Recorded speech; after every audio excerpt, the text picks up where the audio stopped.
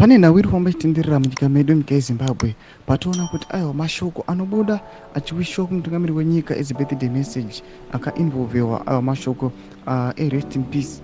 Taona kuti oreza maspeculations ekunzi aiwa pane marising protests angada kuitika munyika yeZimbabwe and chaos. Sanamila masvika anobuda nyoko pana vanoti vosubscribe wolike turn on the bell kuti timina mzimu anonyera vachiti the discussion surrounding Emerson Mnangagwa's leadership and the backlash he faces is both complex and necessary.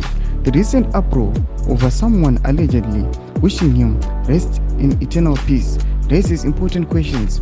Is Mnangagwa above critique to the extent that even a controversial remark about him comes a criminal offense?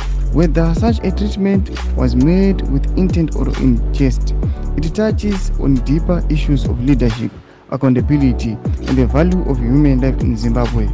Mnangagwa's regime systematically dismantled the potential of millions of Zimbabweans. His government, known for its rampant corruption and violent suppression of dissent, has cultivated a culture of fear and impunity when his loyalists target those who oppose him through intimidation, torture, or even murder.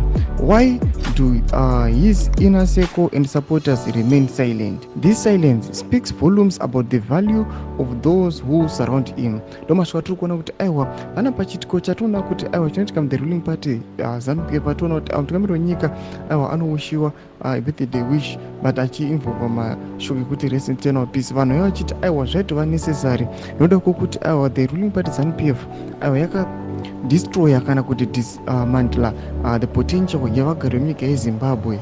Zvavakuona kuti aiwa zviitiko zvakuitika izvi aiwa inhau dzekuti vanhu vanenge vakujamuka, aiwa vanhu vakunenge vakuda kuita maprotest kana kukonzeresa chaos pamutungamiri wenyika yeZimbabwe nekuda kwekuti aiwa havasi kugutsikana nezviri kuitika. Vanhu vanyatsa kuona reality kuti aiwa pana kwatiri kuenda. Votidzai mafungiro enyu muri kudii pamusoro pechiitiko ichi. Mashoko anobuda nyoko pana pamuzimu ai anoti vosubscribe wolike turn on the bell.